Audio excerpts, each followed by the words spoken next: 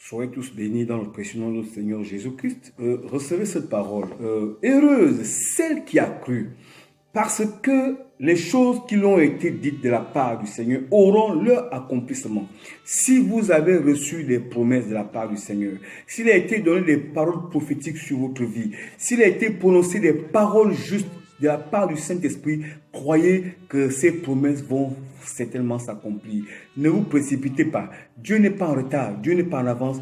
Dieu est dans son temps et dans son temps et dans son espace. Et Dieu n'est jamais en retard. Recevez ces paroles au nom de Jésus-Christ.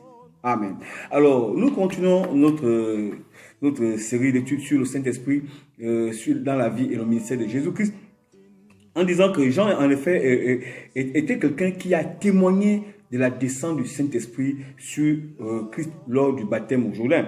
Alors, nous remarquons, puisque c'est du Saint-Esprit dont nous parlons aujourd'hui, que tous nos livres de l'Apocalypse, on ne nous révèle pas le Saint-Esprit, on ne nous révèle pas que le Saint-Esprit était devant le Père, il était à côté de Jésus, il était non. Alors, ce n'est que vers la fin du livre de l'Apocalypse, Apocalypse 22, verset 17, où il est clairement mentionné que l'Esprit et l'épouse disent « Viens ». Alors, quelqu'un pourrait-il m'envoyer dans mon inbox ou dans ma chaîne YouTube un commentaire par rapport à cela? Pourquoi on ne parle pas du Saint-Esprit dans l'Apocalypse? J'aimerais avoir cela, soit dans mon WhatsApp ou dans mon, je vais dire ça comment, ma chaîne YouTube ou encore sur Facebook. Que Dieu vous bénisse. Amen. Alors, nous continuons toujours en disant que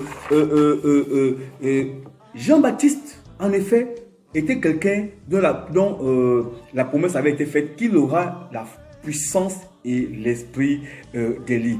Et c'est quelqu'un qui était un homme spécial, dont la naissance était aussi spéciale comme Christ. Et de qui il avait été dit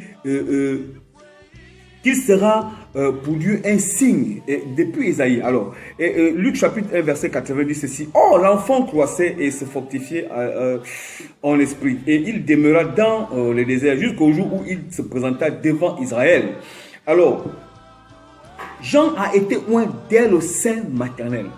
Cela, on va le lire. Et Jean lui dit, ne connaissait pas Christ parce que lui, il demeurait dans le désert. Lisons Luc chapitre 1, verset 15 à 17. La Bible dit ceci.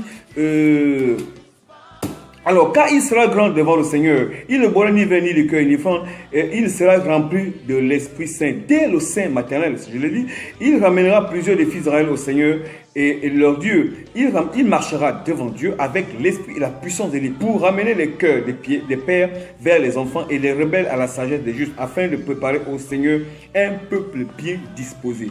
La mission de Jean-Baptiste, c'était exactement ça. Il s'est présenté à Israël lorsqu'il commençait à prêcher le baptême, la repentance, la rémission des péchés. Et cela a été une mission spéciale. Et c'est pourquoi Christ est venu.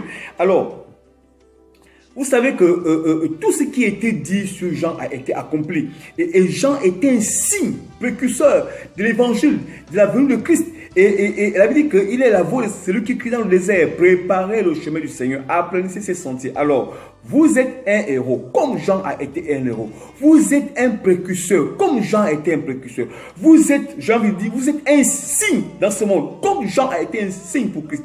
Vous êtes, je veux dire quoi? Vous êtes le miroir, comme Christ a été le miroir, comme Jean a été le miroir. Et vous savez, ne vous méprisez pas et ne vous négligez pas. Alors, demain, nous allons continuer parce que ceci est très important dans la vie d'un chrétien. Et parce que ce thème est très très profond. Soyez bénis au nom de Jésus. Amen.